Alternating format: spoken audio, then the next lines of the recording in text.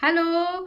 सबसे पहले तो आप सभी को नमस्ते। मेरा नाम रेखा है। मेरे चैनल का नाम Indian mom in village life in Rekha है। तो आप सभी का मेरे चैनल में स्वागत है। तो चलिए बात करते हैं कि देश आज़ाद हुआ पर हम आज़ाद नहीं हैं। आज हमारे वीडियो का टाइटल ये है और आप सभी को माता पिता भाई बहन फ्रेंड्स को तहे दिल से 15 अगस्त स्वतंत्रता दिवस की हार्दिक शुभकामनाएं मेरे तरफ से, मेरे परिवार की ओर से आपको, आपके परिवार को। और आज की डेट है 15 अगस्त। सारा देश खुशियां मना रहा है। तो आज ये वीडियो नहीं जाएगा, मैं बना जरूर रही हूँ 15 अगस्त को, पर ये वीडियो जाएगा 2-3 दिन के बाद, क्योंकि हमारा देश अभी खुशियां मना रहा है बहुत ज़्यादा। तो मैं नहीं सोच रही कि ऐसा वीडियो डालकर किसी को बुरा लग सकता है, लेकिन लगने वाली बात नहीं है, हकीकत है। हकीकत जब तक कहा नहीं जाता ना तब तक मतलब कैसे सामने वाले को पता चलता है। तो चलिए फ्रेंड्स, इस बारे में बात करते हैं कि हमारा देश स्वतंत्र हुए आज से 77 साल हो गया। तो देश तो स्वतंत्र है, पर कहीं ना कहीं हम अभी स्वतंत्र नहीं हैं। देखिए, चाहे हमारे पुरुष तो स्वतंत्र हैं, क्योंकि हमारे देश में ये माना जाता है कि पुरुष प्रधान देश है।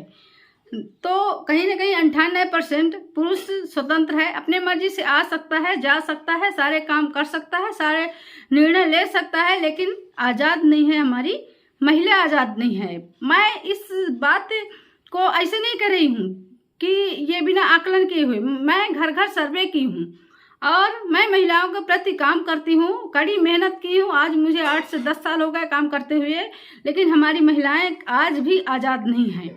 कम से कम 95% तो महिलाएं आज़ाद नहीं है। ना कहिए बहुत अच्छे पढ़े लिखे घर की हैं, वो उनको मतलब सारी चीज़ें मतलब आज़ादी मिली हुई है सारी चीज़ों का। लेकिन अभी आज देख लीजिए कि महिला अपने घर से, सभी महिलाएं तो घरेलू हिंसा से पीड़ित हैं। आप 95% महिला घरेलू हिंसा से पीड़ित है, चाहे बड़े घर की महिला हो, चाहे छोटे घर की महिला हो।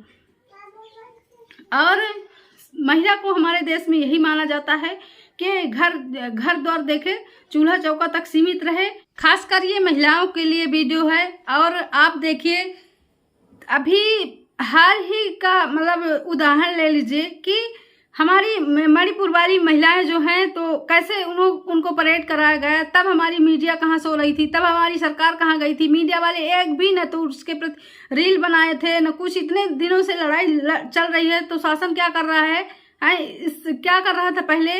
वो तो वीडियो वायरल हुआ तब से समझ में आया इस देश को कि मतलब वहाँ पे सारा शहर जला जा रहा है। सारे मतलब मणिपुर के घटना के बारे में कोई भी भाई, कोई भी पुरुष रील नहीं बनाया है। उसको कोई मतलब वो ले रहे हैं, उसका तो पता नहीं चला। 2-4 लोग ना जाने वीडियो वायरल होने पर बनाया होगा, पर उसको लज्जा शर्म मान रहे हैं।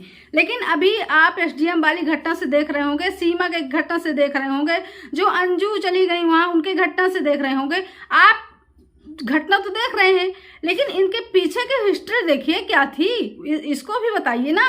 इसके बारे में वीडियो नहीं बनाते हैं आप, इसके बारे में नहीं सोचते हैं आप कि क्या हो रहा है महिलाओं के सामने। जब महिला कोई कड़ा कदम उठा लेती है तब सबको दिखने लगता है।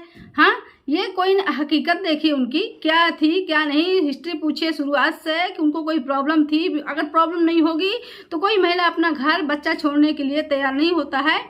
समझ में आई बात। तो ये समाज कहीं ना कहीं महिलाओं के पीछे पड़ा है। स्वतंत्र, हमारा देश स्वतंत्र है, पर हम स्वतंत्र नहीं हैं। हम महिलाएं स्वतंत्र नहीं हैं, क्योंकि देखिए, हम अपनी मर्जी से ना तो निकल सकते हैं, ना तो हम अपनी मर्जी से कपड़े पहन सकते हैं, ना तो हम अपनी मर्जी से खा सकते हैं, ना पी सकते हैं, ना तो कोई निर्णय ले सकते हैं। क्योंकि पुरुष ये समझता है हमारे देश का कि औरत जो है प्रॉपर्टी है किसी की क्या, हमारी प्रॉपर्टी है। हमारे साथ शादी हो गई, हमारे से घर में आ गई, हम उसके सास ससुर हो गए, हम उसके वो हो गए। तो सबसे पहले तो घर वाले सोचते हैं कि क्योंकि समान अधिकार है हमारे संविधान में, लेकिन कहीं ना कहीं इसमें शासन प्रशासन की भी जिम्मेदारी है, क्योंकि कड़े कानून नहीं लागू करता। कानून तो बने हैं, पर ये सब दिखावे के लिए जो झूठा प्रचार करते हैं, अपना दिखावा करते हैं, ये अपनी सारे लोग जेब भरने के चक्कर में लगे हुए हैं। और आए दिन देख रहे हैं आप कि कितनी ज़्यादा घटनाएं हो रही हैं। हैं, हमारे बच्चों के साथ दुष्कर्म हो रहे हैं, तो शासन कहाँ पे बताइए। चलिए महिला के साथ अगर कोई गलत होता है तब तो शासन प्रशासन अब तो देख ही चुके हैं कि पूरा पुरुष एकजुट हो गया एसडीएम वाले मामले में। लेकिन अगर चलो, क्योंकि जब महिला गलती करती है तो मतलब ये सामने आ जाते, कुछ भी हो गलती किसी की भी हो, लेकिन थोप महिला के बारे में दिया जाता है ना। तो चलिए महिला की बात नहीं करते, पर आप बच्चों की देखिए, बच्चों की कितनी सारी घटनाएं आ रही हैं। हमारी छोटी छोटी बेटियों के साथ रेप हो रहे हैं, हत्याकांड हो रहे हैं, जगह जगह पे हो रहे हैं। लेकिन तो तब उनके साथ कितने लोगों को शासन फांसी दी है, कितने लोगों के साथ कड़ी कार्रवाई की है। अभी हमारे यहाँ जो मतलब चला था कि कोई अपराध करता है तो उसका घर गिरा दिया जाएगा, उसके साथ कड़ी कदम किए जाएंगे। शायद है कि अपराध कम हो, रुके, क्योंकि आज ये नियम लागू हुआ है तो आज चलो घर गिरा दिए 2-4 लोग, और उनके गिराए जिनके गंदे से गंदे कर्म थे, अपराध थे, कड़े से कड़े अपराध थे, उनके गिराए गए। अब तो इस कानून में बदलाव हुआ है कि जो अपने आप को सरेंडर कर देता है तो शायद उसका घर नहीं गिराया जाता। तो उसमें भी लोग बोलने लगे कि उसका घर क्यों गिराया, घर का क्या दोष है। मानते हैं घर का दोष नहीं है, लेकिन बढ़ावा अपराधी को घर से ही मिलता है। आप अपने बच्चे को सरेआम रात दिन नहीं घुमाएंगे, फुल आज़ादी नहीं देंगे, अच्छे से नहीं समझाएंगे, कानून के बारे में नहीं समझाएंगे, बहन बेटियों के रिश्ते के बारे में नहीं समझाएंगे, तो अपराध पहले शुरू से घर से ही शुरू होता है, क्योंकि घर से ही लोग बढ़ावा देते हैं। सारा घर तो नहीं गिराया जा रहा था। शायद मैं अच्छे से इसके बारे में नहीं जानती हूँ। शायद जो मतलब शासन के मध्य में आता था, जो शासन के हद में आता था, वही गिराया जाता था। शायद ऐसा कुछ है। लोगों ने उसके ऊपर भी मतलब बोलना शुरू कर दिया कि वो गलत हो गया, ऐसा हुआ, वैसा हुआ। सच का साथ कोई देने के लिए तैयार नहीं है। इसीलिए हमारे देश में लगातार अपराध बढ़ रहे हैं, महिलाओं के प्रति, बच्चों के प्रति। हाँ, और देखने वाले ये भी कमेंट करेंगे कि तुम्हारा क्या मतलब है, ये है वो है। यार, हम भी इस देश में रहते हैं, हम भी इस देश की बेटी हैं, बहू हैं। कहीं ना कहीं मैं भी प्रताड़ित हुई इस चीज़ से, इसलिए आज मेरे दिल से निकल रहा है। मैं अपनी समस्या, जैसे मेरी समस्या है तो मैं सामने वाली की भी समझती हूँ। जब भी मैं महिलाओं के प्रति गलत होता है तो मुझे लगता है मेरा दर्द है, लेकिन न तो ये देश को दिख रहा है, न तो ये शासन को दिख रहा है, न तो ये पुरुष समाज को दिख रहा है।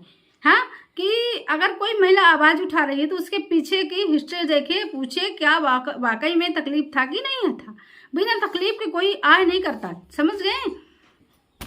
ठीक है, हम लोग तो संघर्ष किए, कहीं से कहीं इतने मतलब लेवल में आए, और हमारी जनरेशन जो है तो यहाँ तक पहुँच गई। अब सोच रहे हैं कि ये सब बात बोलने क्या है।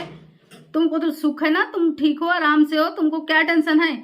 लेकिन मुझे टेंशन है, क्योंकि मेरा भी 2 बेटियां हैं, देश में बेटियां हैं। हाँ, ऐसे कानून काम करेगा ना तो कैसे काम चलेगा बताइए। हम तो मान लीजिए ठीक है, झेल लिए, जो कुछ हुआ होने दीजिए, पर आगे की हमारी जनरेशन कैसे सुरक्षित रहेगी, हमें भी चिंता होती है। हम भी देश में हैं तो हमारा हक बनता है कि हम बात करें। और आप जितने भी वीडियो देख रहे हैं, आशा करती हूँ कि आपको समझ में आई होगी ये बात। तो फिर से एक बार नमस्कार और जय हिंद। फिर से एक बार स्वतंत्रता दिवस की ढेर सारी शुभकामनाएं। खूब सारा एंजॉय करिए, स्वस्थ रहिए।